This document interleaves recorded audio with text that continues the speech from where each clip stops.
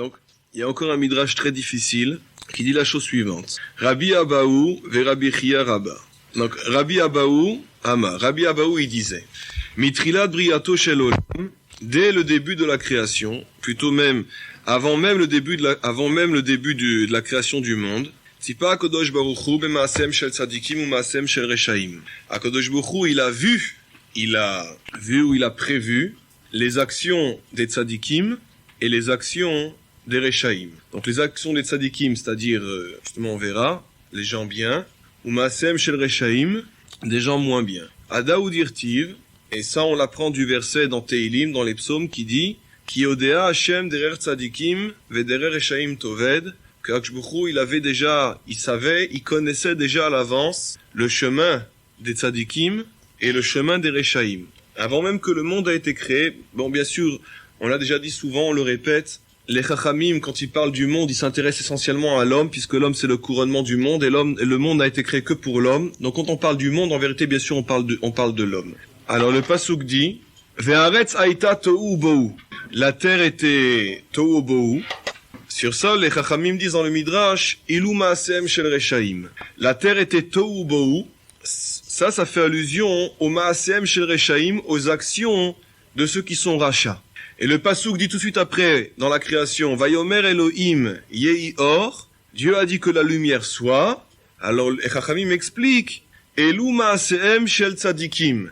Il s'agit ici des maaseem, des actions des tzadikim. Alors avant d'aller plus loin, je veux juste ouvrir une parenthèse. Ça va, bon, si un jour vous apprendrez, vous attachez le midrash, vous verrez que, comme je viens de le dire, que toute la création du soleil, la création de la lune, le tohu bohu, les ténèbres, la lumière, les chachamim ont tout expliqué par rapport à l'homme. Ils n'ont rien laissé tel quel, parce que les chachamim savaient très bien qu'en vérité que la Torah, elle s'adresse à l'homme, et que toute la création, c'est pour l'homme, et donc la création elle-même, ce sont des rémazim, ce sont des allusions, pour que l'homme comprenne comment il doit vivre. Donc quand on parle d'une terre qui était tohu bohu, les chachamim ont cherché qu'est-ce que ça apporte pour l'homme, qu'est-ce que ça apporte à l'homme de savoir que la terre était tohu bohu. De toute façon, on n'y était pas. Ou bien quand la Torah dit que Dieu a créé la lumière, qu'est-ce que ça apporte pour l'homme? Toujours la question est qu'est-ce que ça apporte à l'homme? Comment l'homme va se construire en étudiant ces versets-là? Alors les chachamim, ils savaient décoder la Torah, et ils avaient bien sûr les clés, comment percevoir réellement ce que la Torah dit. Alors ils ont expliqué la chose suivante. La terre qui était tohu bohu, ça fait allusion au maaseem shel reshaim, aux actions, à la manière de vivre des reshaim. Eux, les reshaim, ils laissent la terre tohu bohu. Ils font que le monde, il est sans queue ni tête. Par contre, quand Dieu a dit que la lumière soit, ça fait allusion au maaseem shel tzadikim. Donc le midrash dit, les reshaim, eux, ils s'enracinent dans le verset qui dit que la terre était tohu bohu. C'est de là que proviennent les reshaim. C'est déjà une indication extraordinaire, comme on verra dans un autre midrash. Qu'est-ce que ça veut dire tohu bohu? Donc les reshaim, eux, s'enracinent dans ce verset-là. D'où vient la possibilité qu'il y ait des reshaim dans le monde, dit le midrash? C'est le pasuk qui dit la terre était tohu bohu. Maintenant, d'où vient la possibilité qu'il y ait des tzadikim dans le monde? C'est parce que Dieu a créé la lumière. Jusque-là, à la rigueur, c'est pas trop difficile. Maintenant, attachez vos ceintures. Le midrash demande, Aval eni odea be'eze mehem chofet. Mais moi, je suis incapable de savoir qu'est-ce que Dieu il aime le plus. Qu'est-ce que Dieu il préfère? Je répète, c'est le midrash. Aval eni odea be'eze mehem chofet. Je ne sais pas qu'est-ce que Dieu il préfère. Im b'maase elu ve'im b'maase elu. Est-ce que Dieu il préfère les actions des reshaim ou bien il préfère les actions des tzadikim? Qu'est-ce que Dieu il préfère? Voilà la question que le midrash demande. Je connais beaucoup qui doivent être contents. Donc, voilà. Le midrash demande qu'est-ce que Dieu préfère? Est-ce qu'il préfère qu'on vive comme un rachat ou il préfère qu'on vive comme un tzadi? Est-ce qu'il préfère le tohu bohu ou il préfère la lumière Hachem? Alors le pasuk, la Torah répond, Kevan dirtif, puisqu'on voit que le verset qui suit, c'est Vayar Elohim et haor kitov, Dieu a vu que la lumière était bonne. Il n'y a pas un pasuk qui dit que Dieu a vu le tohu bohu et que le tohu bohu était bon. Le pasuk dit Dieu a vu que la lumière était bonne. Or on vient de dire que la lumière c'est les actions des tzadikim. Alors puisqu'on voit que la Torah nous révèle que Dieu, que Hachem a trouvé que cette lumière était bonne, cette lumière c'est les actions des tzadikim, alors de là tu apprends, Ave, b'maasem shel tzadikim chofetz. Donc tu apprends de là que Dieu il préfère les actions des tzadikim. Ve'eno chofetz b'maasem shel reshaim. Et Dieu ne veut pas les actions des reshaim. Hein, qu'on pourrait passer tout le cours à poser des questions, comment chacun il va comprendre ce midrash-là. Qui n'a vraiment, comme le tohu bohu, il a ni queue ni tête. Il n'a aucun sens. Ce midrash n'a aucun sens. D'abord, la première question, comment les chachamim ont pu s'interroger, comment ils ont pu se demander, qu'est-ce que Dieu préférait? Est-ce qu'il préfère les actions des reshaim ou les actions des tzadikim? Deuxième question, c'est plus ou moins lié à la première. On a besoin de rapporter un verset pour ça. On a besoin de prouver ça de la Torah. On a besoin de dire que Dieu a vu la lumière, elle était bonne, et de là on apporte une preuve comme quoi Dieu préfère les tzadikim et pas les reshaim. Il y a une idée qui est commune à tous les commentaires, qui pose la question que je demande ce soir. Qu'est-ce que ça veut dire que Dieu préfère peut-être les maasim des reshaim? Ils disent tous en tout cas la même chose. Sache que la notion de rachat, c'est pas du tout ce que tu crois. La notion de rachat, c'est pas du tout ce que tu crois. Si la notion de rachat, si on appelle un homme rachat, un homme qui fait vraiment le mal, si les maasem shel reshaim, c'est un homme qui vole, qui tue, qui ment, qui se met en colère, qui fait des avérotes, qui fait ce que Dieu ne veut pas, si c'est ça maasem shel reshaim, c'est évident que le midrash, il n'y a pas de question dans le midrash. Donc c'est quoi un rachat? De quel genre de maasim? Le midrash ici vient nous révéler une chose extraordinaire, disent nos commentaires. Qu'il y a une notion qui s'appelle maasem shel reshaim, que à la rigueur, si tu vois ces maasim là, si tu vois leurs actions à ces gens-là, si le Midrash, si la Torah, si les Chachamim n'étaient pas venus te mettre le doigt sur leurs actions et te dire que ça s'appelle Maasem Shel Reshaim, tu l'aurais jamais deviné toi-même. Je ne sais pas encore de quoi on parle, mais en tout cas, on est obligé de dire ça. Si la question est, d'un côté tu as un mafiosi et de l'autre côté tu as un homme pieux qui fait les Téhilim, et que le Midrash demande qu'est-ce que Dieu préfère, c'est stupide. Aucun homme au monde peut poser une question pareille. Et encore à plus forte raison, est-ce que Dieu a besoin de nous écrire un verset pour nous donner une réponse? Donc c'est pas de ça qu'il s'agit. De la question du Midrash, dans la question il y a déjà une réponse. Dans la question du Midrash, le Midrash vient nous apprendre un chidouche extraordinaire. C'est que, sans encore expliquer de quoi il s'agit, mais au moins on a déjà cerné le problème. Le rachat, c'est pas du tout ce que tu crois, le rachat. L'homme qui tue, qui viole, qui pique, etc., ça c'est pas un rachat, ça, c'est une bête, ça. C'est pas un rachat, ça. C'est pas un rachat. C'est pas ça, le rachat. C'est un homme qui n'a pas de séchel, c'est un homme qui n'a aucune intelligence, c'est un homme qui ressemble à un homme. Mais c'est pas un homme. Un homme, bien sûr, tel que la Torah en parle. Quand la Torah, elle parle du rachat, elle ne parle pas d'un homme qui fait des actions, que ça saute aux yeux qu'il fait le mal. Elle parle d'un homme qui a un certain mode de vie, qui a un certain type d'action, et si ce n'était les Chachamim, tu n'aurais jamais deviné qu'un homme pareil s'appelle un rachat. Et c'est pour ça que le Midrash a besoin de se poser la question et de trouver une réponse dans la Torah elle-même, que les Chachamim n'ont même pas cette force de trancher eux-mêmes, il leur faut un pasouk dans la Torah, pour dire qui est mieux, lui ou lui. On n'a encore pas expliqué ce que c'est. Mais en tout cas, c'est simplement pour cadrer le Midrash. Le Midrash parle en vérité de deux hommes, de deux comportements, qui à nos yeux, à nous, peuvent paraître différents, mais en tout cas identiques sur le plan moral et spirituel. Et si on nous demandait de trancher qui est le meilleur, on saurait pas. Donc de là, on apprend déjà qu'un rachat, celui qui est considéré comme un rachat, c'est pas du tout ce qu'on croit. Ça se voit pas forcément. Le même Rabbi Abahu qui nous a apporté ce midrash-là, il nous en dit un autre. Rabbi Abahu Amar, sur le verset qui dit Va'aretz haïta tohu bohu, j'ai dit que je vous expliquerai ce que ça veut dire que la terre était tohu bohu. Et tohu bohu, ça fait allusion donc, comme on l'a vu, au maasem shel reshaim. Le rachat, il s'enracine dans le tohu bohu.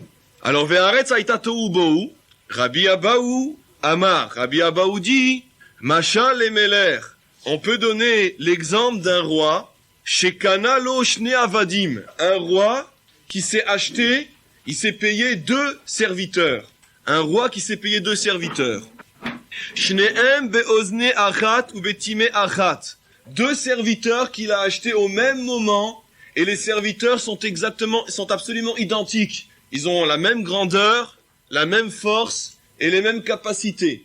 Voici l'histoire d'un roi. Donc Rabbi Abahu, il va nous apporter un midrash pour nous expliquer ce que cela veut dire. La terre était tohu bohu. Alors, c'est l'exemple d'un roi qui achète au même moment 2 serviteurs absolument identiques.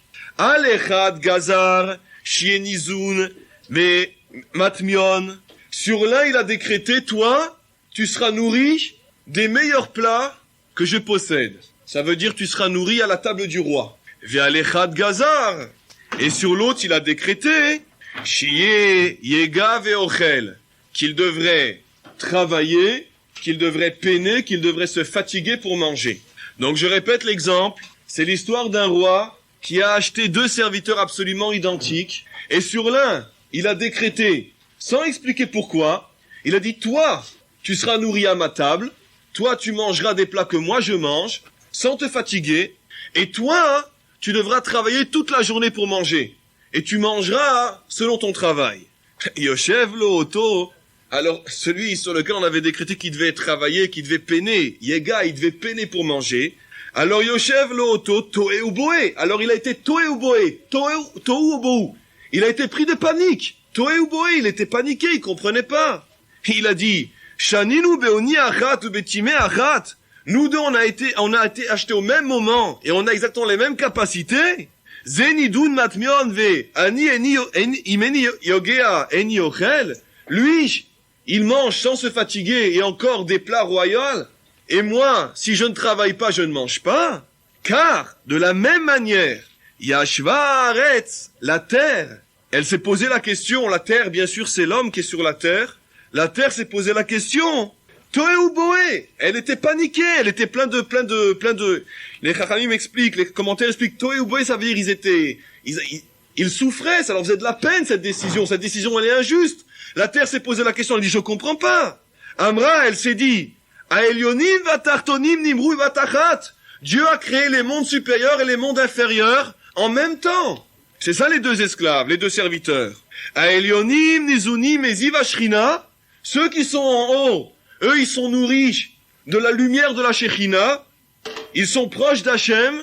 Atartonim, et ceux qui sont en bas, ceux qui sont sur la terre, Imenam yigim einam ochlim, s'ils ne peinent pas, ils ne mangent pas. Dans le midrash précédent, on a vu que Va'aretz aïta tehu obohu, c'est les actions des Rechaïm.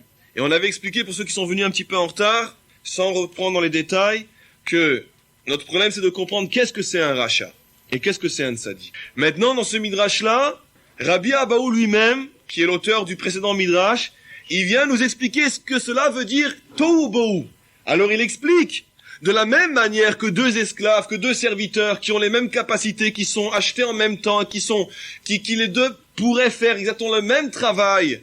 Si le roi décide d'une manière arbitraire, toi tu seras un prince et toi tu seras un simple esclave, celui sur lequel on a décrété qu'il va être un simple esclave, il s'étonne, il est pris de panique, il comprend pas, c'est injuste. Pourquoi lui et pas moi?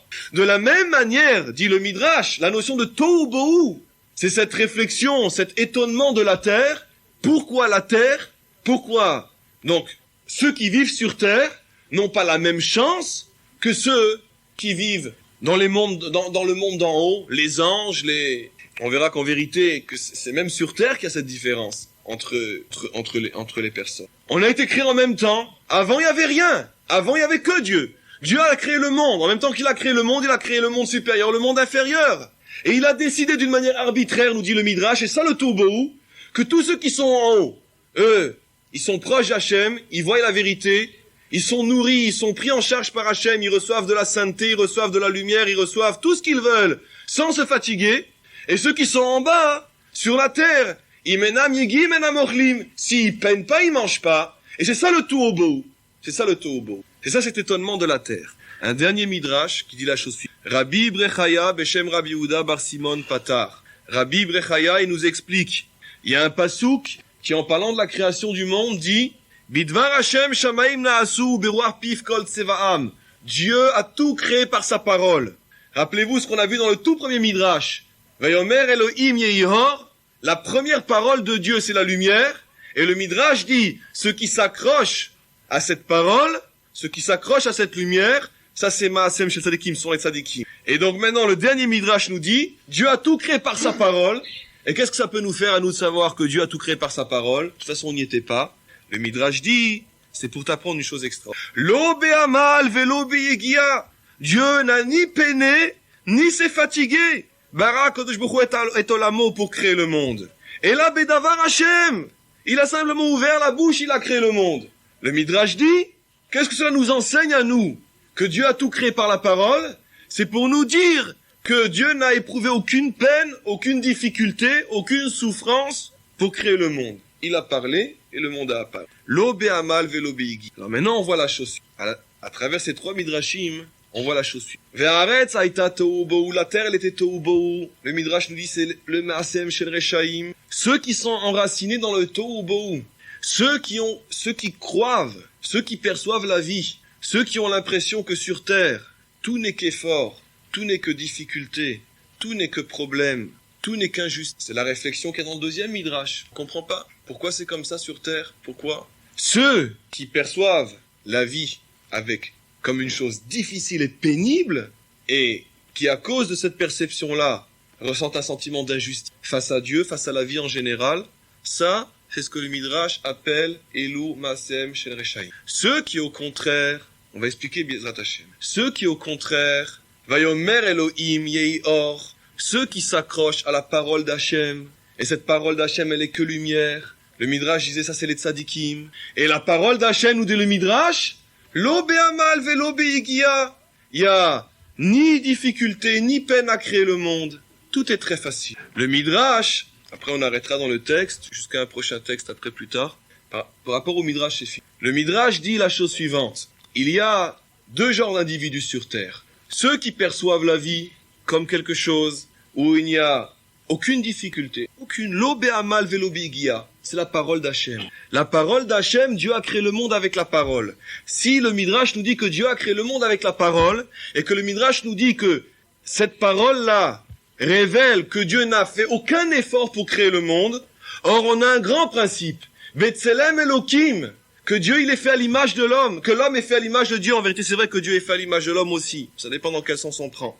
Que l'homme est fait à l'image de Dieu. C'est-à-dire que l'homme aussi, il a la possibilité de vivre sur terre, bli amal ou bli yegia, sans sentir réellement que la vie c'est un combat, que c'est dur, que c'est pénible, que c'est injuste. Mais si l'homme ne perçoit pas ça, si la personne ne s'accroche pas à Hachem, alors à ce moment-là, lui, il rentre dans le monde du tohu bohu. Et le monde du tohu bohu, c'est un monde de panique. C'est un monde où on sent que sans effort, on n'a rien.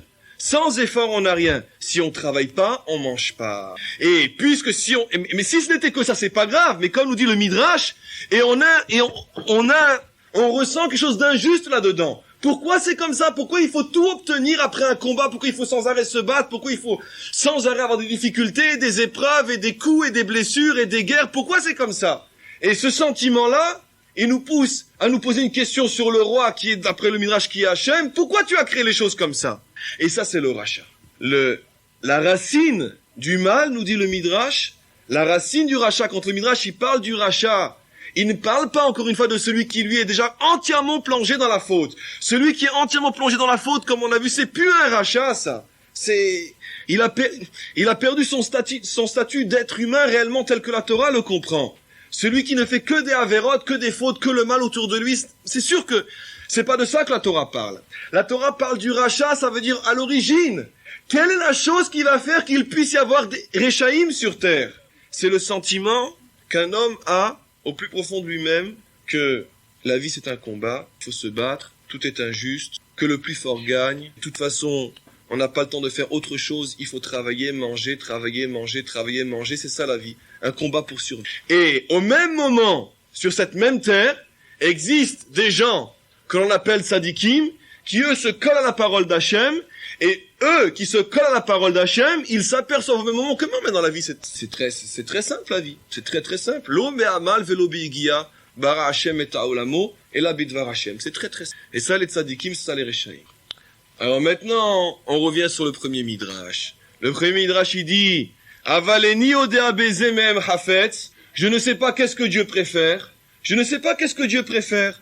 On s'était posé la question, comment est-il possible de poser une question pareille? Je ne sais pas ce que Dieu préfère. Comment est-il possible que Dieu puisse avoir un doute, ou que nous puissions avoir un doute sur ce que Dieu préfère? Est-ce qu'il préfère les Ma'asem Shel Reshaim ou les Ma'asem Shel Sadikim? Je vais vous donner un exemple et vous allez comprendre, c'est très très simple. À partir du moment où on a expliqué que le rachat n'est pas forcément celui qui est dans la Avera, le rachat c'est pas celui qui est dans la Avera. Pas du tout. Ça peut être même un homme. Je vais essayer d'insister pour que vous compreniez le Midrash, sinon on s'en sortira pas. Ça peut même être un homme qui, à la rigueur, se comporte d'une manière propre, bien, bien. Seulement lui, il sait une chose, cet homme-là. Sur terre, on n'est pas là pour rigoler. Faut bosser, faut manger, faut travailler. De toute façon, faut pas croire en des chimères. Nous, on n'est pas nourris par le Ziv Ashrina. On n'est pas sur terre pour demander à Hachem de nous nourrir avec sa Shrina. Parce que ça, c'est que les Elyonim. Si Dieu avait voulu nous créer en ayant la possibilité de vivre uniquement de sainteté et d'eau fraîche, alors il nous aurait créé en haut. Puisque Dieu nous a créés en bas, il a décidé que nous, on doit travailler, pas se poser de questions, etc. Bon, il faut vivre proprement, faut avoir une morale, faut vivre gentiment, mais il faut travailler. Le rachat, c'est celui qui dit, il n'y a pas de place sur terre pour vivre nourri par la shrina. Je vais doucement, petit à petit, vous allez comprendre où je vais en venir. On peut pas être nourri sur la shrina. Rappelez-vous le premier Midrash, qui dit, les Elyonim, les Zunim, les Ziva Shrina. C'est pas vrai. Le rachat est celui qui se dit, encore une fois, même s'il a une vie qui extérieurement peut apparaître très très propre, le rachat c'est celui qui pense qu'il n'est pas question sur terre d'attendre que Akshbourou va nous nourrir avec son Ziv Ashrina qui va nous faire des miracles, qui va nous envoyer la manne, qui va nous envoyer sa sainteté. Et, comme on pourrait dire aujourd'hui, est-ce que tu crois que c'est avec tes prières, tes mitzvot, ta Torah que tu vas avoir à manger? Celui qui dit, c'est pas avec tes prières, avec ta Torah et avec tes mitzvot que tu vas avoir à manger, cet homme-là n'est pas nécessairement un rachat. Cet homme-là n'est pas nécessairement un rachat. Il y a quantité d'hommes sur terre qui vous disent, bon d'accord, il faut pas faire d'avérotes, il faut faire des mitzvot, etc. Bon, mais quand on a le temps, quand on peut, mais en tout cas, sauf, pourquoi on est sur terre? On est sur terre parce qu'il faut vivre. La vie est un combat. Si tu travailles pas, tu te feras bouffer par l'autre. Si tu tiens pas ton affaire comme il faut, l'autre, il va te dévorer. La vie, c'est un combat. La vie, c'est dur. On n'a pas été créé sur terre pour vivre de sainteté et d'eau fraîche. Cet homme-là, il combat, cet homme-là, il vit. Et d'un autre côté, vous avez ceux qui sont collés à la parole d'Hachem. Et qu'est-ce qu'ils vous disent? Ils vous disent, t'inquiète pas, qu'est-ce que tu as besoin de courir comme ça? Mais la vie c'est beaucoup plus simple que tu le penses, la vie c'est beaucoup plus facile que tu le penses. T'as un problème, fais des tfilotes, fais des prières. Tu veux réussir dans la vie, apprends bien la Torah. Tu veux sortir d'un mauvais coup, fais bien les mitzvot, pratique la tzedaka, fais ci, fais ça, etc. La vie c'est simple, c'est très très simple la vie. Maintenant, si on pose le problème comme ça, au moins, franchement, ceux d'entre vous qui ont le grand courage de le dire. Je parle de deux hommes qui ne font pas d'avérotes. Les deux ne volent pas, les deux ne violent pas, les deux ne mentent pas, les deux ne mangent pas du chazir, les deux mettent les tfilines, les deux mangent kasher, les deux ils font kippour, et même le deuxième, celui qui peut-être, etc., ça lui arrive peut-être même à la rigueur d'ouvrir un sefer, d'étudier, etc., c'est possible. Mais, il y en a un qui, lui, il sait qu'il est sur terre pour se battre, pour travailler, et que c'est pas à coup de prière, et c'est pas à coup de Mishnayot, et de Teilim, et de Mitzvot qu'on va arriver à s'en sortir. Si tu travailles pas, tu te fais bouffer. Et sur terre, essentiellement, ce qu'on doit faire, c'est prendre sa vie en main. Et d'un autre côté, vous avez un homme qui vous dit constamment, mais t'inquiète pas, fais des Teilim, t'inquiète pas, fais des mitzvot, t'inquiète pas, étudie la Torah, tout ira bien, tu verras, il y aura des miracles. Lequel des deux est le meilleur? Eh ben, vous avez la réponse. Et la réponse, elle était tellement dure à trouver que les Chachamim n'ont pas osé la dire eux-mêmes, ils se sont posé la question, Avaleni odea beze mehem chofesh, je ne sais pas lequel Hachem il veut. Est-ce que Hachem il veut un homme qui est sur terre pour travailler, pour peiner, pour se fatiguer, pour vivre réellement tel qu'on a vu sur terre et qu'il n'espère pas qu'il va être nourri par un flux spirituel qui lui arrive d'en haut? Ou bien non, un homme qui lui, comme c'est marqué, Vayomer Elohim Yehihor, celui qui s'accroche à la parole d'Hachem, qui comprend qu'en vérité que la parole d'Hachem elle amène la lumière, ça c'est le tzaddik. Et le Midrash demande, je ne sais pas lequel Dieu préfère. Et les Chachamim n'ont pas le courage de répondre. Les Chachamim, ils savent, mais ils veulent pas prendre la responsabilité eux-mêmes de donner une réponse. Parce que c'est très très très dur à donner une réponse. C'est très difficile à donner une réponse. Lequel des deux vit réellement tel que Dieu l'a voulu? Répondons chez l'homme, si Dieu avait voulu faire de moi un ange, s'il avait voulu que je vive uniquement de sainteté et d'eau fraîche, il m'aurait pas créé dans un monde comme ça avec les difficultés que je rencontre. Finalement, ce monde-là, tout le monde voit que c'est un combat. Ou tu travailles, ou tu crèves, c'est comme ça. Ou tu prends la vie en main, ou on t'éjecte de la vie. Et généralement, ceux qui n'acceptent pas de vivre comme ça, on les voit, généralement, c'est quoi ce genre d'hommes? Ceux qui n'acceptent pas de prendre la vie comme ça, où on les trouve généralement? Mais on les trouve justement en dehors du circuit. Dans les yeshivot, dans les synagogues, dans les ghettos, etc. Ils affrontent pas la vie, ces gens-là. Parce que s'ils affrontaient la vie, ils pourraient pas vivre comme ça. Est-ce que réellement il est possible sur terre de vivre uniquement de prière et de mitzvot et de Torah? De vivre uniquement nourri par le Ziv Ashrina? De vivre, c'est impossible! C'est impossible! Alors la question du Midrash est celle-là. Comment qu'on doit vivre sur terre? Est-ce qu'on doit vivre sur terre en prenant le tout au bout pour ce qu'il est? En prenant conscience que la terre, c'est de la panique? Vivre sur terre, ça veut dire vivre dans la panique du matin au soir. Ve'im en ata yogea, en ata ochel. Et si tu bosses pas, tu manges pas. Pris dans le sens le plus grand du terme, il faut bosser, c'est-à-dire il faut se battre pour manger, et se battre pour manger tel que le Midrash le rapporte, c'est-à-dire tel que les tartonimes doivent se battre, pas comme les anges. Les tartonimes, ils se battent réellement, ils se battent matériellement pour vivre. Ou bien tu n'acceptes pas que c'est ça la vie, tu dis moi ce tohu je m'en fiche, je n'en veux pas, mais on constate aujourd'hui encore que tous ceux qui refusent de vivre dans le tohu, ils sont obligés de vivre en marge du monde. Ils sont obligés de se créer des ghettos, s'entourer de gens comme eux, se créer un système fermé sur eux-mêmes, qu'on appelle, si vous voulez, la yeshiva, le truc, le machin, etc. Alors évidemment, alors après, ils viennent avec des grandes idées, mais tu sais, il suffit de vivre de prière, de mitzvot, de Torah, etc.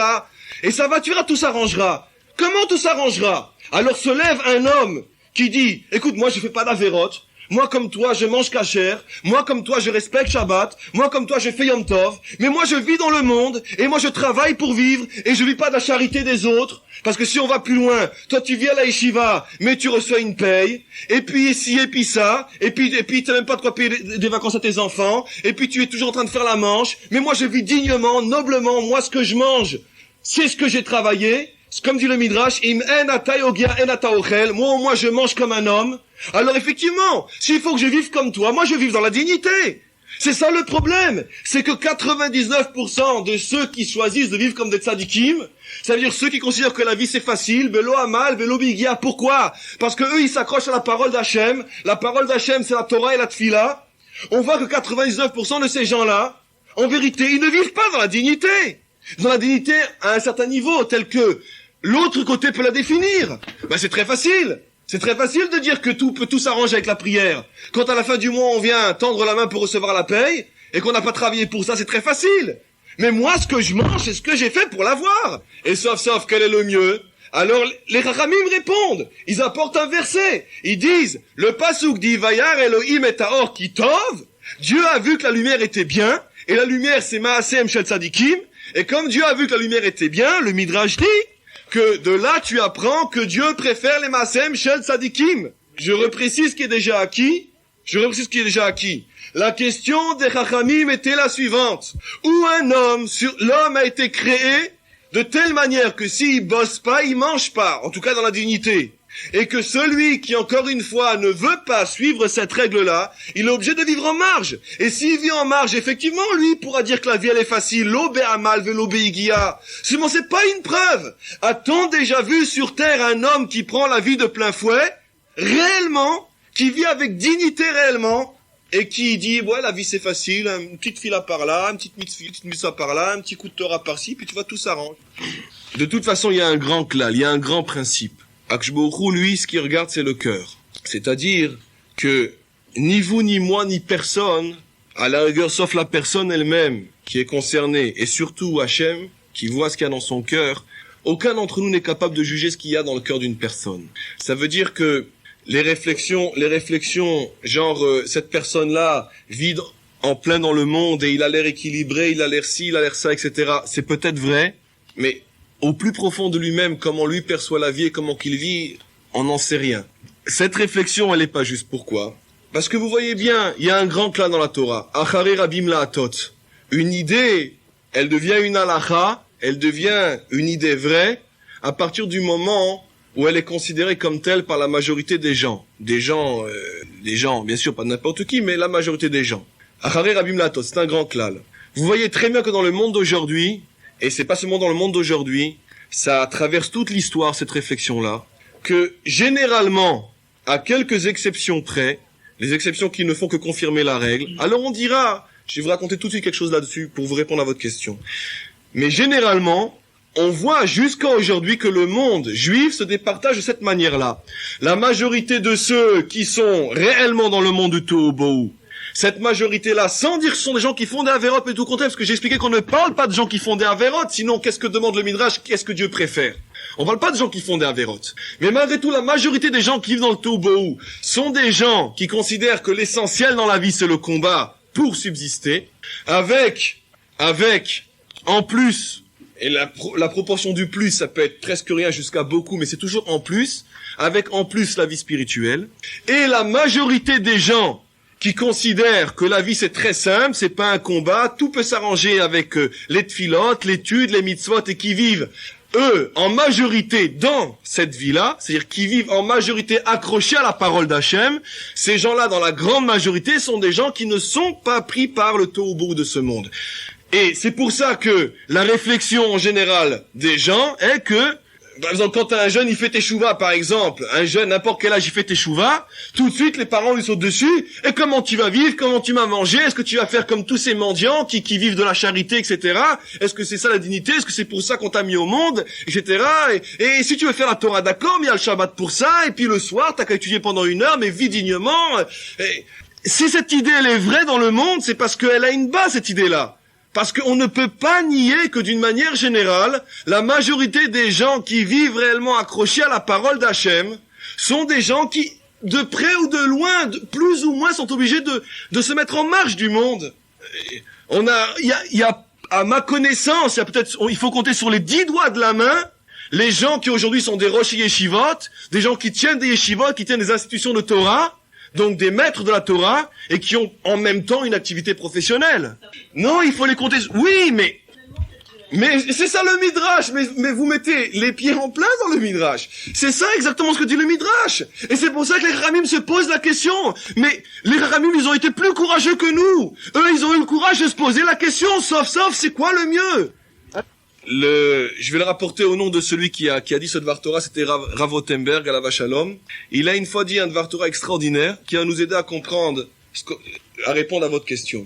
On voit que dans la Pacha Chaye Sarah, qu'on vient de lire il y a cette semaine, dans Chaye Sarah, lorsque Avram demande à Eliezer d'aller chercher une femme pour son fils, il lui dit d'abord, le Dieu du ciel qui m'a sorti de Ur-Kasdim, ce Dieu-là, t'inquiète pas, il sera avec toi, il t'enverra son malheur, etc., etc. Et quelques pasouks plus loin, Avram, toujours en parlant à Eliezer, lui dit, le Dieu du ciel et de la terre te protégera. Bon, je sais plus exactement dans les détails exactement quand il parle de protéger ou pas, mais en tout cas, une fois, Avram dit à Eliezer, Dieu, c'est le Dieu du ciel, et une fois il dit, c'est le Dieu du ciel et de la terre. Alors Rashi sur place pose la question, il demande, pourquoi le verset appelle une fois Dieu le Dieu du ciel et une fois le Dieu du ciel et de la terre. Alors Rashi lui-même répond, c'est parce que au moment où Avram était encore à Ur-Kasdim, avant qu'il arrive en Eretz Israël, personne ne connaissait Dieu, il était encore le Dieu du ciel. Il était dans le ciel, Dieu. Mais au moment où, après que Avram est arrivé en Eretz Kenaan, et que là il a construit des Mizbeah, Vaïkra Avram Beshem Hashem, et qu'il a proclamé le nom d'Hachem, et que Rashi dit, il a habitué les gens à savoir que Dieu existait, alors Dieu est devenu le Dieu du ciel et de la terre. C'est ce que Rashi dit. Et le Rav Rothenberg, Alav Shalom, c'est une très très grande mitzvah de dire des livrets Torah d'une personne qui est d'un tzaddik qui n'est plus.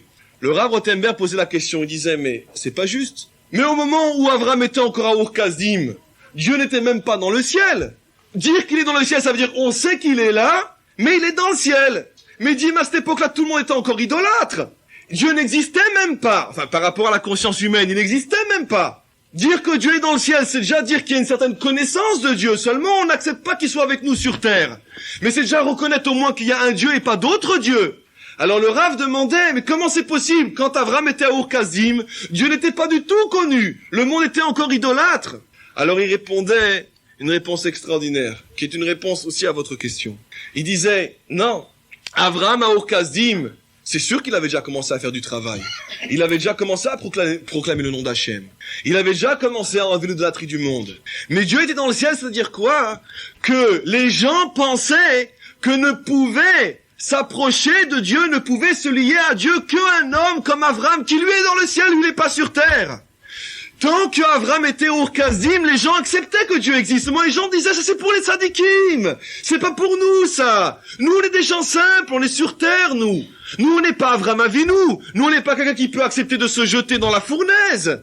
Il y a des grands, il y a les tzadikim qui, eux, peuvent se lier à Dieu. C'est-à-dire donc quoi? C'est-à-dire que Dieu est dans le ciel. C'est-à-dire celui qui est capable de monter au ciel. Oui, bon, d'accord.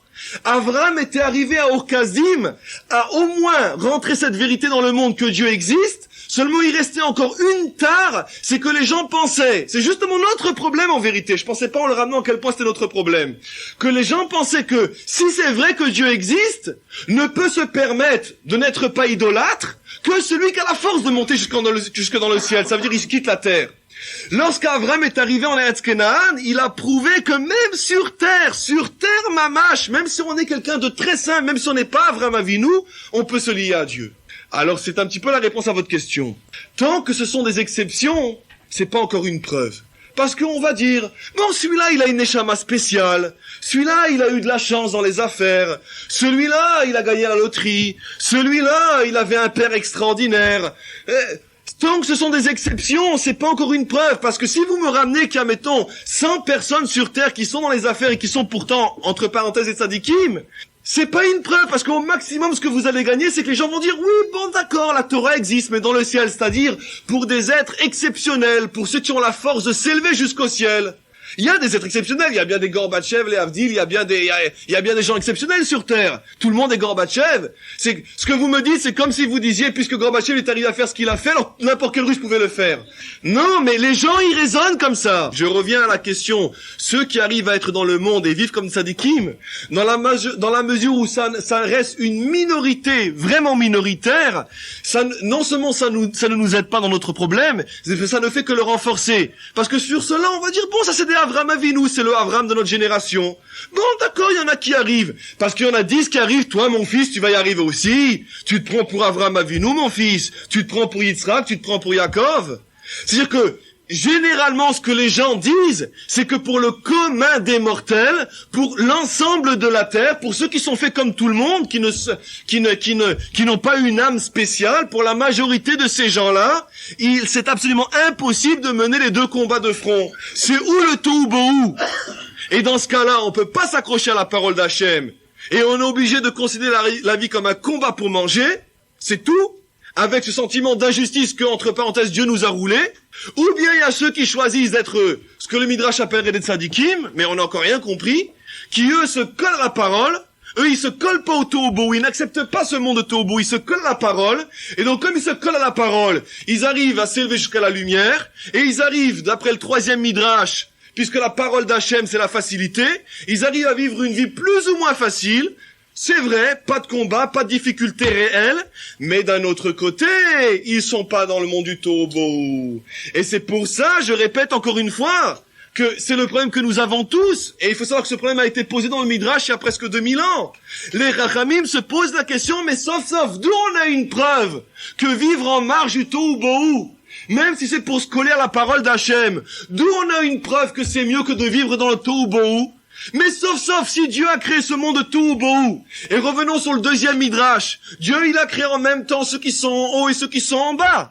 Donc avant ça y avait rien. C'est Dieu qui a décrété qu'il y aurait un haut et un bas. Il y aurait ceux qui sont nourris spirituellement et ceux qui sont nourris matériellement grâce à leurs efforts. C'est Dieu qui a décidé ça. Donc puisque Dieu a mis dans ce monde-là, peut-être qu'au contraire, je vais dire plus que ça. Peut-être qu'au contraire, plus je parle, je sais pas comment je vais m'en sortir, je vous préviens. Peut-être que Dieu il veut ça justement. Peut-être que Dieu il préfère ça, la question des Haramim. Peut-être que Dieu il préfère un homme qui vit de face à face avec le monde, qui assume sa vie sur terre. Et bon, il fait des mitzvot, il fait pas d'avérot, il étudie un peu la Torah, il prie un petit peu, un peu de téli, un peu de ci, un peu de spirituel. Mais peut-être qu'un homme comme ça qui arrive, regardez, je vais poser la question, je sais pas comment je m'en sortirai. Peut-être qu'un homme qui est de plein fouet dans la vie et qui arrive malgré tout à garder un peu de spirituel, c'est peut-être plus grand qu'un homme qui garde tout le spirituel mais qui n'est pas dans la vie. Ça qui arrive, regardez, je vais poser la question, je sais pas comment je m'en sortirai.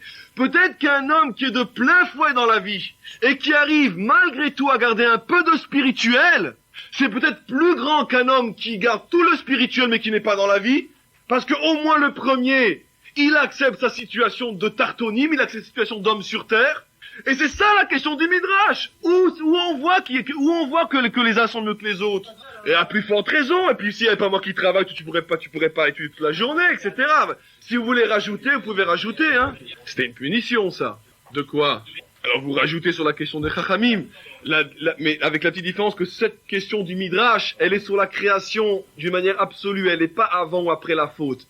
Elle est sur la situation de l'homme en tant que tel, parce que de toute manière, si vous connaissez bien la Torah, il y a marqué Vayikar Hashem Elokim et Adam Vyasemoto Began, les Ovdo ou les Shomro. Il avait mis pour travailler et le garder. C'est-à-dire que même bien qu'il y a un Midrash qui dit que ça fait allusion au Kiyuma Torah, mais malgré tout, en mikra yotzemide pshuto, un passage qu'il faut le prendre tel quel, et on voit que même avant la faute, il y avait une notion qu'il devait travailler. L'homme a été créé pour travailler, il fallait qu'il travaille. Maintenant, il est évident que le travail avant la faute, c'était pas aussi pénible qu'après la faute. Mais malgré tout, l'homme doit travailler, l'homme doit faire des efforts. Il y a une notion de avoda, il y a une notion de combat, il y a une notion d'asservitude. Travailler, ça se dit les ovdo, ça veut dire être asservi, il y a une notion d'être esclave de quelque chose. Je suis esclave de la vie. Qui travaille est esclave, c'est le même mot. Eved, esclavage et travail, c'est le même mot. Je suis esclave de la vie, mais c'est Dieu qui en a décidé ainsi. Alors c'est ça, encore une fois, on répétera 10 fois la question ce soir, mais vous vous rendez pas compte à quel point c'est une question. Les Chachamim, ils ont moins peur que vous et moi. Ils n'ont pas hésité à la poser cette question-là. Mais ils l'ont posée pour mieux la fracasser, cette question-là. Ils l'ont posée pour mieux nous indiquer quel était le vrai Emet. Pas celui des Rechaim, celui des Tzadikim. Pourquoi, je sais pas encore. Non, il y a, béni, il y a que au Liban. Mais le moyen, ça veut dire 50 spirituels, 50 matériels, c'est Bilti Efshari, ça n'existe pas. Il n'y a pas un homme qui est Benoni. Ah, maintenant, bon, pour ceux, il y en a peut-être ce soir qui connaissent un peu la Gemara Kiddushin, deuxième période, qui disent que le Benoni existe, mais là-bas, si on regarde bien le pshat, il ne s'agit pas de ça. La notion de Benoni, de 50%, elle n'existe pas. C'est impossible. Parce qu'un homme peut pas tenir au même niveau la Gdusha et la Touma. C'est pas possible. Et sans l'apprendre un pasouk, bon, le rachat, il peut pas tenir en même temps le rachat de Tzadik en lui. Et sans l'apprendre la Torah, c'est Yaakov, le combat de Yaakov et Esav. Il y a marqué là-bas, où les hom mil hom yehemat, que l'un sur l'autre ils se battront. Et Rashi explique, ils sont jamais au même niveau.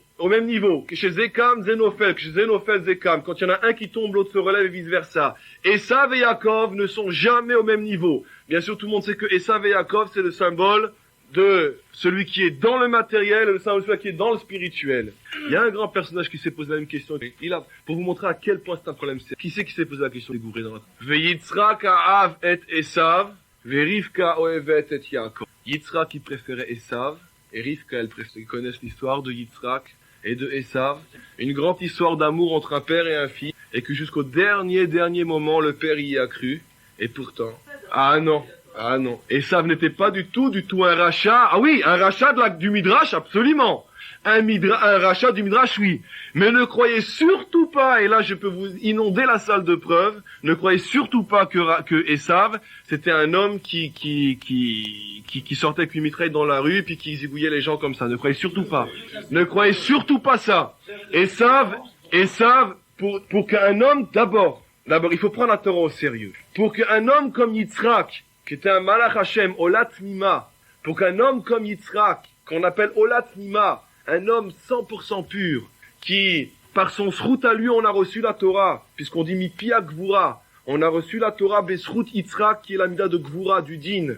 Un homme et c'est par son srout qu'on sortira du galout. C'est une Gemara, dans Shabbat, si je me trompe pas, qui dit que non seulement c'est par le srout de Yitzhak qu'on a reçu la Torah, et par le srout de Yitzhak qu'on sortira du galout, de notre galout à nous. Yitzhak, c'était pas n'importe qui. Yitzhak se serait pas laissé rouler par un homme qui avait une tête de bandit. Yitzhak, il avait roi à Kodesh. Il n'avait pas besoin de savoir qu'est-ce que son fils faisait la nuit pour savoir que c'était un rachat. Il avait roi à Kodesh. Yitzhak n'était pas moins que le Harizal. Le Harizal, un homme rentrait chez lui, il pouvait voir sur les rides de son fond toutes les fautes qu'il avait fait dans la journée. Yitzhak n'était pas moins que le Harizal.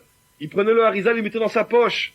Donc si des hommes comme le Harizal, comme le Baal Shem Tov, comme le Gaon de Vina pouvaient savoir tout le passé d'un homme, rien qu'en le voyant, et tous les Gilgulim, toutes les vies qu'il a eues, toutes les fautes, toutes les mitzvot qu'il a fait, ne pensait certainement pas que Yitzhak, il voyait pas ça quand il avait Esav devant les yeux. Yitzhak, c'était un géant. Il voyait pas le corps, Yitzhak, il voyait l'âme. Et la Torah elle-même nous dit, Esav, Ish Sadeh, Yodeat Saïd. C'était un homme qui connaissait la chasse, et Rachid dit qu'il connaissait la chasse, Ayat Sad et Aviv Bepiv. Il roulait son père avec la bouche, La force de Esav, c'est qui? Il avait une bouche extraordinaire, et il le roulait. Il le tenait prisonnier dans sa bouche. Qu'est-ce qu'il lui disait? Il allait chez son père, il lui disait, papa, Erma asrim eta melach, Erma asrim eta teven, eta teven. Comment qu'on prélève le maaser sur le sel? Comment qu'on prélève le maaser sur la paille? C'était un homme qui, lui, il voulait se montrer tellement cachère qu'il demandait des questions qu'à la gueule, d'après la halakha, n'a aucun sens. On prélève pas la dîme sur le sel, on prélève pas le dîme sur la paille, seulement sur le vrai blé. Attendez un instant. Et lui, Rachid nous dit, Saïd des pives, il le roulait avec sa bouche. Yitzhak, il y voyait que du feu. N'imaginez surtout pas que Esav, c'était un bandit de grand chemin. Une des preuves les plus grandes qu'on a encore, mais je vous dis, je voudrais pas faire le lettré en vous donnant trop de preuves, mais je vous donne les preuves principales. Une des preuves qu'on a aussi, c'est que Yitzhak, il était sommaire, il avait confiance en Esav pour la shrita. Pour faire la shrita. Ceux qui connaissent un peu la halachot savent, puisque qui c'est qui a lui chercher de la viande? C'est Esav. Et pour être un shochet, et pour donner à manger à Yitzhak, et quand on sait que Yitzhak, il avait besoin de manger pour faire des brachot, ça veut dire que il élevait la nourriture spirituellement et il faisait descendre avec ça la bracha. C'était la nourriture d'un tzaddik. Et qui faisait confiance à son fils pour faire la shrita. Et pour faire la shrita, il faut être un grand yiré Hachem. Il faut avoir une grande crainte d'Hachem. Il faut pouvoir déceler la moindre brèche avec son ongle. Il faut pas s'empresser ni rien. Un moumar, un homme qui fait des avérotes, sa shrita, elle est pas kshera. Et Yitzhak faisait confiance à Esav. Donc, Esav connaissait bien son métier. Et il y a combien d'autres preuves qui prouvent? Je peux vous raconter des choses absolument incroyables. Quand après finalement, Yaakov, il a volé la bénédiction à Esav, parce qu'il s'est déguisé en Esav, et quand son père s'est aperçu de ça, il a marqué là-bas, Vayecheral ha'ada gedola, que Esav, il a eu très peur, il a été pris de panique. Quand il s'est rendu compte que Yaakov avait pris la place de Esav, il a été pris de panique. Ici, il s'agit ça fait déjà, quel âge ils ont? Ils ont 63 ans. Ça veut dire, ça fait 63 ans que Esav vit, ça fait 63 ans que Yitzhak ne sait pas encore. À tel point, nous dit Rashi, Vayecherat ha'ada gedola, il a été pris de panique quand il s'est aperçu qu'il avait béni le petit. Alors à ce moment-là, dit Rashi, que Yaakov, il a dit à Yitzhak, il a dit, t'inquiète pas, papa. C'est vrai que j'ai pris les brachot maintenant. Mais sache que la Bechora, je lui ai aussi pris. Il m'a vendu la Bechora. Et là, j'ai pas un Jimal. Il me l'a vendu. Voilà, je te montre le shtar, je te montre le contrat de vente. Voilà, il me l'a vendu. Alors, quand Yitzhak, il a entendu que Yaakov était le vrai Bechor, alors il a dit, dans ce cas-là, Baruch Hashem, si tu es le Bechor, c'est toi qui mérites la bracha. Je me suis donc pas trompé. On voit que jusqu'à l'âge de 63 ans, que Yitzhak, il vit à côté de Esav, et il sait pas encore qui est Esav, au point que quand il s'aperçoit qu'il se trompe dans la bénédiction, il est pris de panique. Le Midrash dit, il a vu l'enfer s'ouvrir sous ses pieds, il a cru qu'elle allait descendre en enfer. Il a fallu que Yaakov lui prouve qu'il méritait la bracha. Donc vous voyez bien que Esav, c'est pas n'importe quoi. Esav, c'est un homme qui pendant 63 ans, il tient Yitzhak dans sa poche. Donc ça n'apparaît pas comme on peut l'imaginer. Esav, il a tellement de lumière en lui, Tsaïd d'épive, il a la force dans la bouche. Il a tellement de lumière dans sa bouche, Esav, que le Harizal révèle que parmi les plus grands maîtres de la Torah chez Béal P, de la Torah de la bouche, ils sont sortis de Esav. Ce sont des convertis qui viennent de Esav, entre autres Rabbi Meir, le maître de la lumière. Le maître de la lumière, Rabbi Meir, était tellement grand dans la Torah que la Gemara nous dit qu'on ne pouvait jamais faire la halakha comme lui. C'est le contraire. Il était tellement grand qu'on ne pouvait pas faire la halakha comme lui. Pourquoi? Parce que c'était tellement grand que c'était pas possible pour la majorité des gens. Donc on faisait la halakha à un niveau plus bas. Et le Harizal révèle toute la force de Esav. Comment Esav il est arrivé à tromper Yitzhak? C'est parce qu'il avait en lui une force spirituelle incroyable. Celle de Rabbi Meir, entre autres. Il y en a une deuxième force, celle de Onkelos Hager, qui a traduit toute la Torah. Il avait ces deux forces. Et comme par hasard, regardez, on devient fou. Onkelos, c'est la force de la Torah écrite, et Rabbi Meir, la force de la Torah orale. Il avait la force de toute la Torah en lui, Esav. Il avait deux lumières incroyables. Et c'est ces lumières-là qui ont aveuglé Yitzhak. Yitzhak, quand il voyait Esav, il voyait une centrale énergie de lumière spirituelle. C'était incroyable, Esav. Et il a fallu que ces deux lumières sortent de lui pour qu'on se rende compte rétroactivement où Yitzhak se trompait. Esav, c'est le vrai rachat de la Torah. C'est l'homme qu'il faut fouiller pour se rendre compte qu'est-ce qu'il vaut, et que même Yitzhak, il n'a pas vu. C'est ça ce qui a marqué ici. Il y a toute une parcha, vous entendez, sur ce midrash-là. Toute une parcha, avec une réponse différente du midrash pour mieux nous faire comprendre à quel point la réponse du midrash est fantastique. Yitzhak lui-même, il n'a pas su répondre. Il avait en face de lui deux hommes. Et qu'est-ce que la Torah nous dit? Ve'esav ish sadeh yodeat saïd. C'était un homme d'action. Lui, il allait dans les champs, il combattait, il se battait, il prenait la vie avec les deux mains et avec les deux jambes, avec toute sa tête, et il savait faire la shrita, il prélevait le maaser, il faisait des mitzvot, il étudiait sans doute aussi la Torah, puisque ses lumières, celles de Onkelos et de Rabbi Meir qu'il avait en lui, certainement, elle ne devait pas le laisser trop tranquille. Et d'un autre côté, il y avait Yaakov, Ishtam, Yoshev, Olim, un homme simple qui reste dans les tentes. Rashi dit, Oel shel Shem ve'ever, il étudiait la Torah dans la yeshiva de Shem ve'ever. Yitzhak a été placé en face du même problème. D'un côté, il avait un fils comme Yaakov qui lui était un homme simple. Il étudiait la Torah. Et d'un autre côté, un homme d'action, un homme puissant, un homme extraordinaire, avec une force fabuleuse et qui, de surcroît, est un homme qui, en tout cas, apparemment, est dans la Torah. Yitzhak, il s'est posé la question, lequel est mieux? Il a tranché et savait. Vous voyez bien? Il s'est posé la question du Midrash et il a répondu à côté. Avec 1 milliard de il a répondu à côté. Mais ça, on est convaincu, puisque le Midrash nous le dit, et puisqu'on sait très bien maintenant, nous qui avons la Torah, que Yitzhak s'est trompé sur Esav. On connaît la réponse. On sait que l'idéal, c'est d'être un prêtre, un Kohen. Mais d'un autre côté, ce que je vais seulement vous montrer, c'est que c'est de la théorie. Si je vous le montre pas d'abord en apportant une preuve de Yitzhak lui-même, et si je ne le fais pas descendre très très bas à notre niveau, ces choses-là, vous croyez, bon, vous voyez, c'est très simple. De toute façon, moi je suis convaincu, avec moi le premier, il n'y en a pas un d'entre nous qui pense la réponse du Midrash. Croyez-moi, il n'y en a pas un d'entre nous. Si vous avez en face de vous deux hommes, un qui vit dans la vie bien comme il faut, et qu'en plus ça ne fait pas des avérotes, et un autre qui pour pouvoir vivre et étudier la Torah toute la journée, à la fin du mois il est obligé de faire comme ça, on vous demande lequel est un Kiddush Hashem, lequel sanctifie le nom divin sur terre, lequel Dieu préfère. Si on doit donner une réponse et pas deux, c'est pas évident. Comment Yaakov il s'en est sorti de ce combat-là, de son combat entre Esav et lui? Normalement, ça on le sait plus tard, nos grands maîtres nous le disent, le Harizal entre autres il nous le dit, normalement, Béhémet, en vérité de vérité, le vrai juif serait dû être Esav. Et c'est tellement vrai que Esav il a un sosie qui lui ressemble comme deux gouttes d'eau. La seule différence c'est qu'il a les yeux, ils sont pas tout à fait pareils. Vous savez qui c'est le sosie de Esav? Le sosie de Esav, c'est David Ameller. C'est un Midrash, un Rashi, une Gemara. Combien de fois je vous l'ai déjà raconté? Quand Shmuel Hanavi, il a été envoyé dans la famille de Yishai pour couronner un de ses enfants et en faire le roi d'Israël. Alors Yishai a d'abord présenté les 7 premiers fils, et puis il n'y avait toujours pas la prophétie qui venait. Alors il a dit, tu n'en as pas un 8e? Il a dit, oui, il y a le petit David, il est dans les champs. J'ai déjà parlé longuement de David, pourquoi il était dans les champs. David, il est venu, à ce moment-là, nous raconte le Midrash, Shmuel a été pris de panique. Il a dit à Hachem, quoi? Esav, tu veux mettre sur ton peuple? Il était admoni, il était rouquin, avec les yeux pleins de sang. C'était un grand guerrier, David Ameller.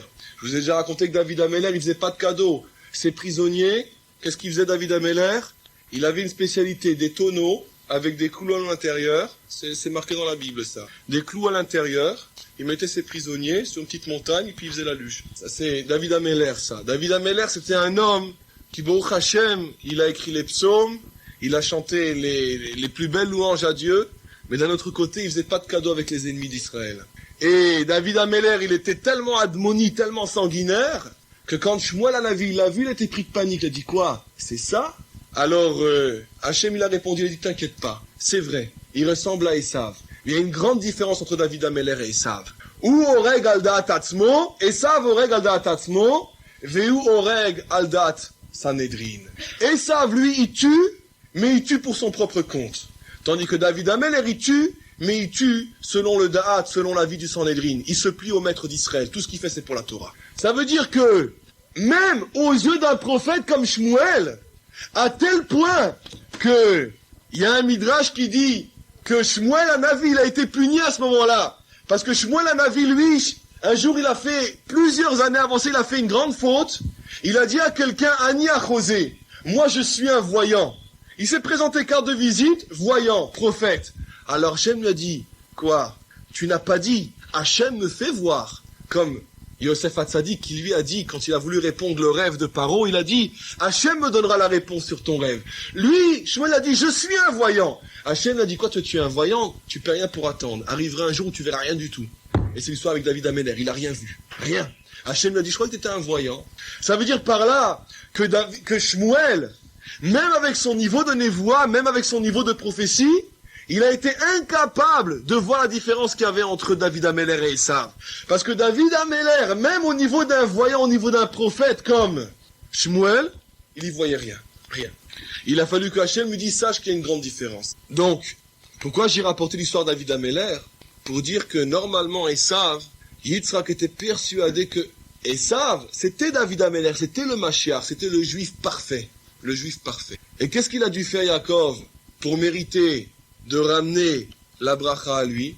Il a dû faire ce qui a marqué dans le verset Akol kol Yaakov vayadaim yede Esav. Yitzhak lui a dit, c'est vrai, le kol, la voix, c'est celle de Yaakov, mais les mains, c'est celle de Esav. Les mains, pourquoi? Parce qu'il était entouré de peluches. Il était entouré d'une peau de bête. Mais maintenant, bon, ça c'est le pshat. Maintenant, au niveau plus profond, qu'est-ce que cela veut dire? Akol kol Yaakov vayadaim yede Esav, que tout le combat de Yaakov, toute sa vie, c'est d'arriver à avoir la voix de Yaakov et les mains de Esav. Lui est arrivé à ça. Et comme ça, il a pu décrocher la bracha. Il est arrivé à ça. Tandis que Esav, il avait et la voix de Esav et la main de Esav. À partir du moment où Yaakov, il a eu la voix de Yaakov et les mains de Esav, à ce moment-là, il a pu montrer à son père comme quoi c'est lui qui méritait la bracha. Ça veut dire quoi? C'est l'homme accompli. Les mains, c'est Esav, un homme d'action, mais il n'y a que les mains. La voix, la bouche, c'est la tfil, c'est la Torah. Comment? C'est le combat d'un homme comme Yaakov, ouais. C'est le combat d'un homme comme Yaakov. Alors, Rabbi Nachman, il dit, je sais pas si on avancera beaucoup, il parle des tzadikim, mais il parle de la parole lui aussi.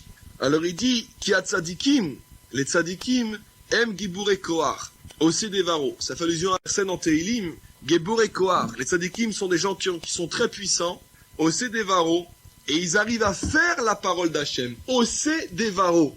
Le pasuk dit Osé Devaro. Ils construisent la parole.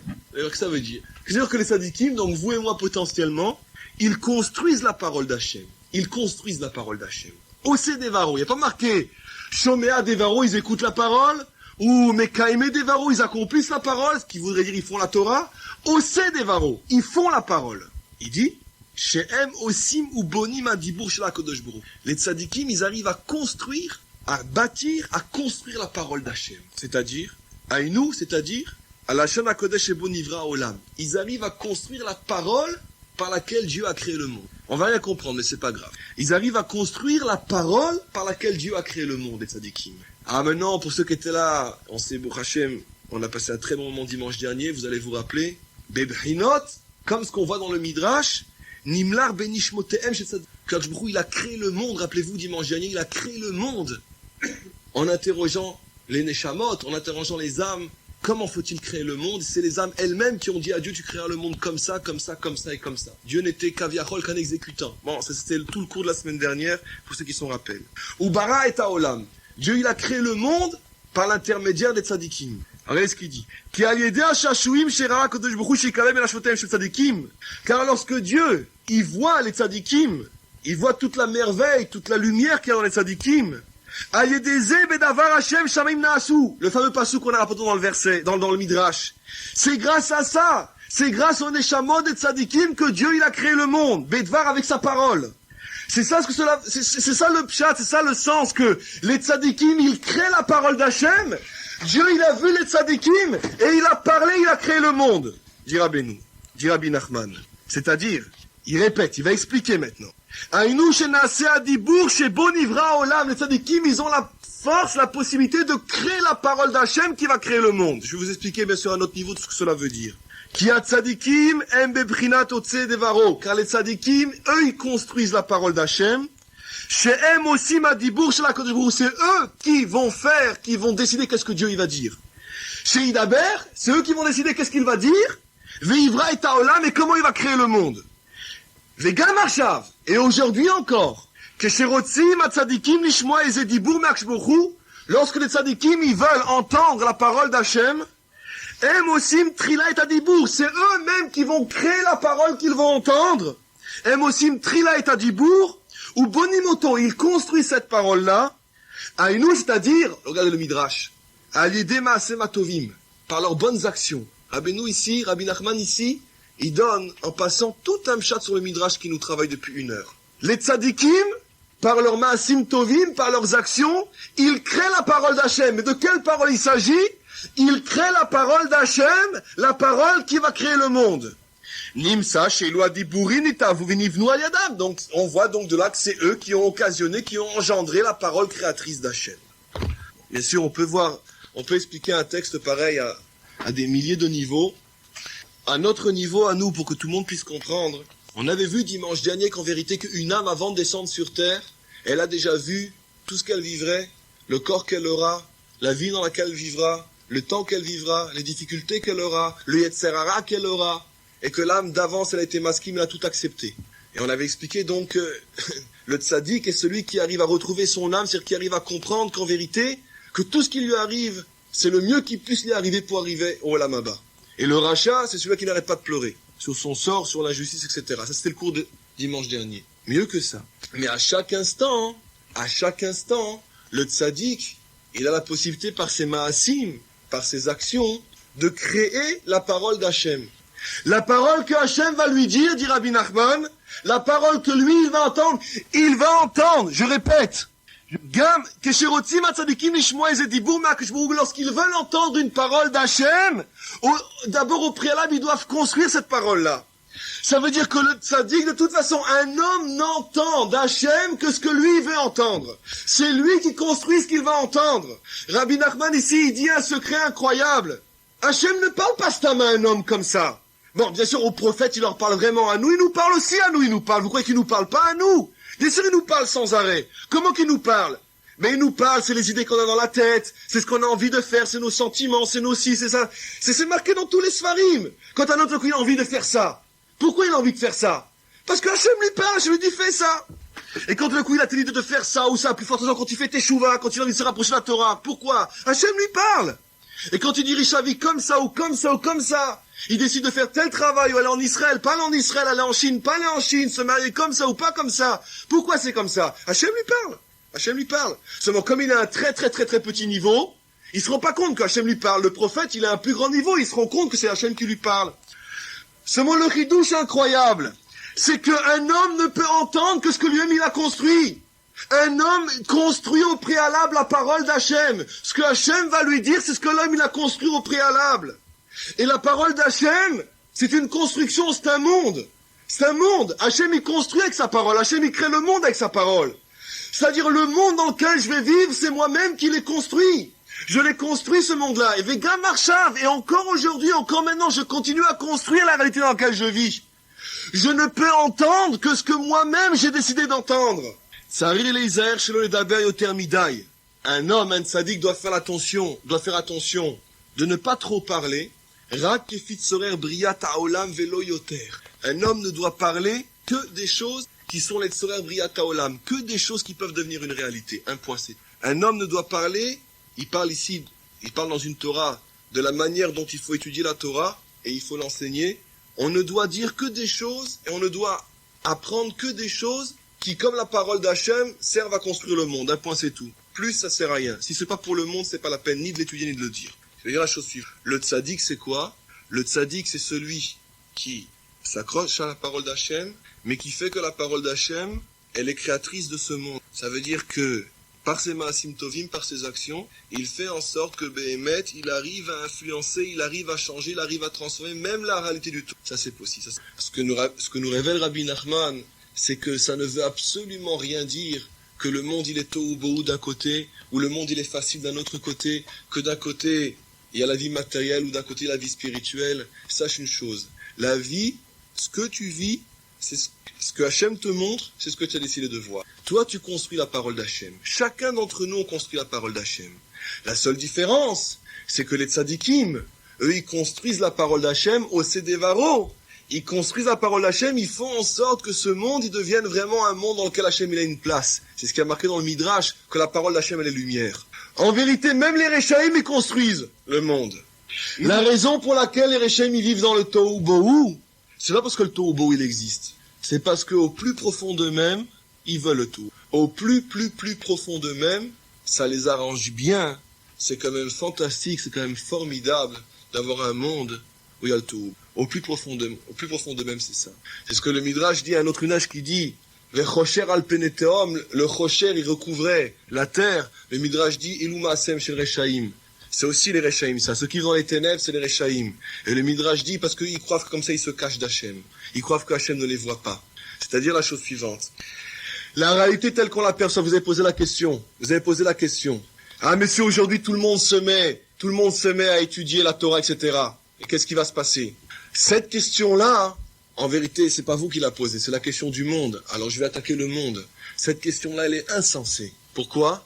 Parce que la réalité qui vous fait peur, elle n'existe pas. Elle n'existe pas, cette réalité-là. Elle n'existe pas. Le monde, Hachem ne parle, Hachem ne crée qu'en fonction de ce que nous, sur Terre, on fait. Cette réalité que nous, on croit être, il faut travailler, il faut ci, il faut ça, etc., etc., et donc, vous posez la question, mais si tout le monde va dans les yeshivot, comment qu'on va vivre? Mais justement, aujourd'hui, pourquoi les gens vont dans les yeshivot? Pourquoi ils sont obligés de sortir de la réalité? Pourquoi? Vous savez pourquoi? Parce qu'il y a des Rechaïm sur terre qui ne veulent pas que la lumière soit dans ce monde.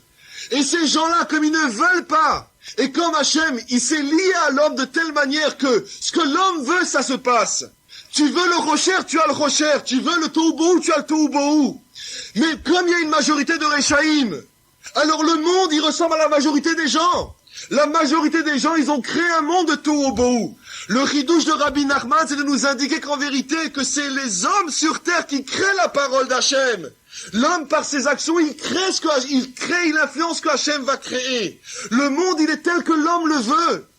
Si Béhémet, les Rechaïm n'existaient pas, s'il n'y avait pas ces gens qui en vérité sont bien contents du Tohu Bohu, sont bien contents que la vie c'est dur, parce que comme ça on a une bonne excuse pour travailler, surtout pas étudier la Torah suffisamment, s'il n'y avait pas ces gens-là, il n'y aurait pas besoin de fuir dans les yeshivot.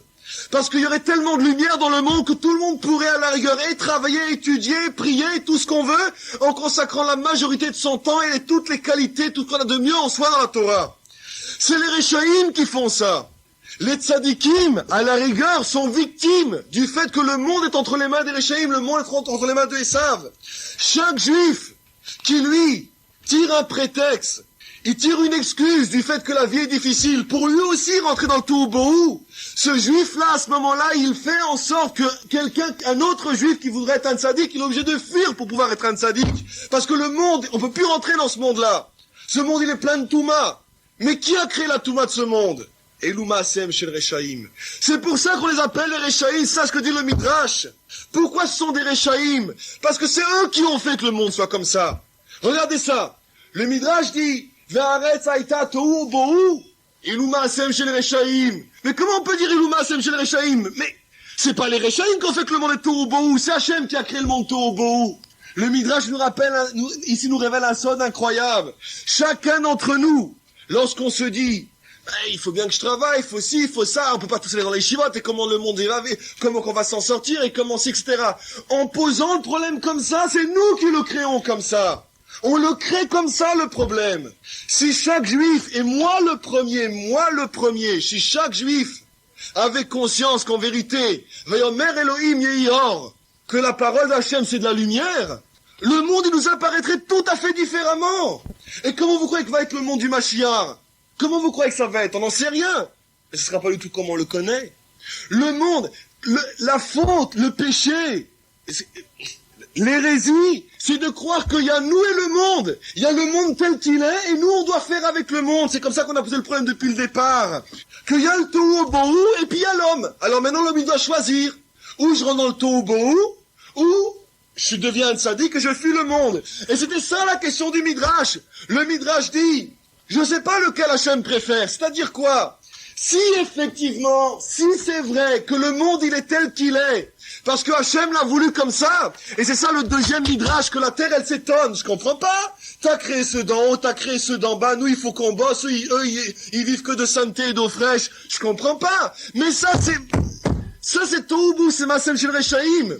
Si Béhémet, vous entendez ce que je veux vous dire ce soir, si Béhémet c'était vrai, que la vie c'est dur, et que le monde qu'on voit aujourd'hui, qui est un combat pour la survie, et qu'il faut courir, il faut pas se faire bouffer par les autres, si cette réalité elle était vraie, elle était indépendante de moi, eh bien il n'y aurait aucune raison de dire que les tzadikim ils sont mieux que les Rechaim. Parce que si tu es un tzadik, mais tu fuis le monde, donc t'es un vaurien, t'es un lâche.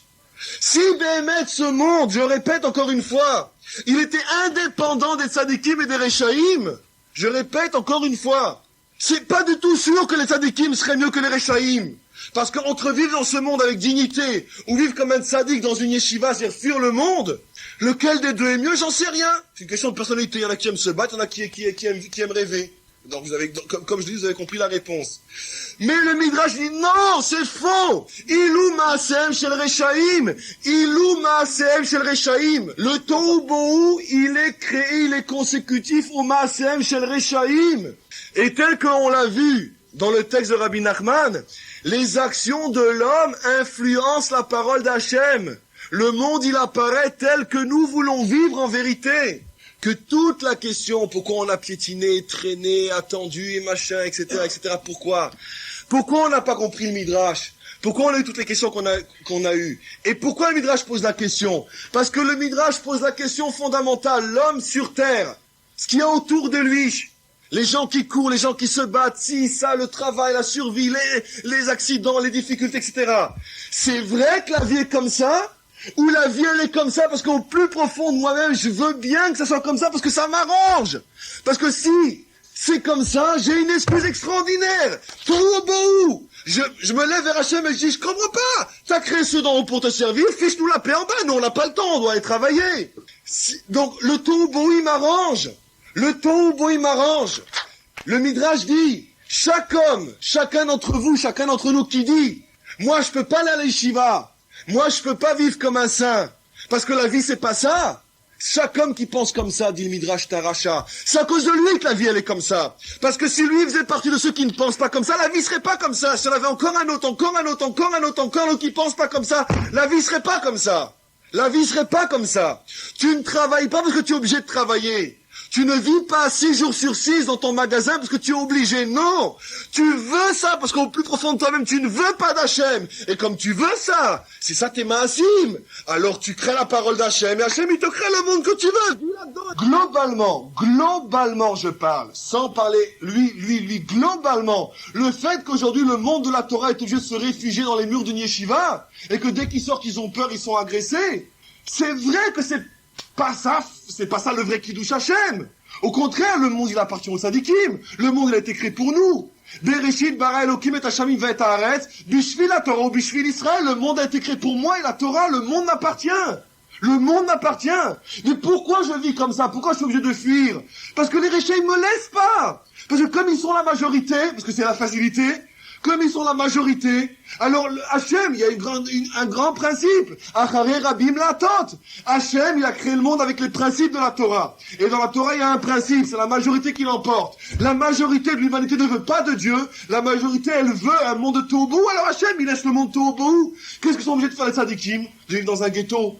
Mais au plus profond d'eux-mêmes, un vrai tzadik, il veut pas de ce ghetto. Il voudrait bien aller dans le monde. Il voudrait changer le monde. Il voudrait pouvoir être comme l'autre. Mais c'est l'autre qui le laisse pas. Cet homme qui donne de l'argent à un type pour qu'il puisse étudier la Torah avec un sentiment de dégoût. C'est lui qui est fautif qu'il soit comme ça. C'est lui qui a fait que l'autre, il soit obligé de demander. Parce que s'il ne demande pas, il n'y aura plus personne qui étudiera la Torah. Et il faut bien qu'il y en a qui se sacrifient. Mais c'est toi qui m'as placé comme ça, c'est toi qui m'humilie, c'est toi qui a fait de moi que je te demandais, c'est toi qui a fait que j'ai cette honte-là. Tu devrais avoir honte en me donnant, parce que c'est à cause de toi que je dois vivre comme ça. C'est toi qui devrais me demander, parce que tu fais partie des Rechaim, tu fais partie de ceux qui ont créé un monde, il n'y a pas de place pour les tzadikim. Ça n'existe pas. Le monde, il n'est pas Tohu Bohu. Chaque homme, ce qu'il veut, il crée. L'homme, il crée la parole d'Hachem. Et si ça c'est vrai globalement, c'est vrai aussi individuellement. Globalement, la masse des Rechaïm sur terre ont créé un monde de Tohu et ont fait que les Sadikim sont obligés comme Yaakov de vivre dans les tentes. Et c'est pour ça qu'Isaac n'en veut pas dans Yaakov. C'est ça qui douche Hachem, c'est ça l'homme qui sert Dieu vit dans une tente. Mais seulement ce que Yaakov il sait, ce que ne sait pas encore Yitzhak, et ce que c'est Rivka aussi, c'est que c'est Esav qui oblige Yaakov à aller dans la tente. C'est Esav qui laisse pas de place à Yaakov. Le monde il appartient à Yaakov, il appartient pas à Esav. Alors quand Yaakov il a compris ça, tout le travail de Yaakov, ça va être de quoi? D'avoir la voix de Yaakov et les mains de Esav, de dire finalement le monde il appartient à moi. Chacun d'entre nous, ce que nous devons retenir, c'est que chacun d'entre nous, tant que, sachez-le, et moi le premier, tant que nous restons persuadés qu'on est obligé d'être asservi au monde, qu'on est asservi, qu'on est esclave de ce monde, parce que le monde il est comme ça, on est appelé à un rachat. On est un rachat, parce qu'on crée ce monde-là pour nous et pour les autres aussi. Tant que tu crois que comme tu vis comme ça parce que le monde est au bout, tu es un rachat. Et à cause de toi tu dois être dans ce tobohu, et tu fais que le tzaddik qui veut pas être dans le tobohu, il est obligé de s'exiler dans un ghetto. Parce que la majorité, le monde il va d'après la majorité. Mais maintenant, si moi je veux pas voir le monde comme ça, si moi je veux pas ça, si moi je n'accepte pas que ce monde soit tobohu, si moi, comme dit Rabbi Nachman, je suis un tzaddik, Gebo et Kohar, Osé Devaro, que moi je vais construire la parole d'Hachem. Et moi, mais non, si moi j'ai compris ça, je veux ni être comme un rachat dans le tohu, et ni je vais être victime du rachat. Je ne veux pas m'exiler parce que c'est parce que le monde il appartient au Rechaïm. Si moi je veux réellement, c'est pour ça qu'il dit Gebo et Kohar, si je me bats, si j'ai la force comme Yaakov, qui après arrive à avoir les mains de Esav, si je me bats, si je sais, parce que même le tzaddik il est visé. Si le tzaddik croit, comme le rachat, que le monde il est tel quel, on ne peut pas le changer, alors le rachat il rentre dans le monde, le tzaddik il va à la yeshiva. Mais maintenant si le vrai tzaddik c'est ni l'un ni l'autre, le vrai tzaddik, celui qui convoque en vérité que et ce monde il est faux, et ce monde il est faux. En vérité, le monde du ghetto il a été créé par le rachat. Alors qu'est-ce que lui il fait? Il est très fort, il est Giboré Kohar, et il dit, moi je vais créer un monde qui ressemble ni à celui-là, ni à l'autre. Un monde qui appartient au tzadikim, mais dans la dignité, dans la grandeur, Giboré Kohar. Et il y arrive à créer ce monde. Il y arrive. En vérité, celui qui pourrait être un tzadik s'exile, il y a deux possibilités, deux raisons. Soit il s'exile parce qu'il sait que quoi?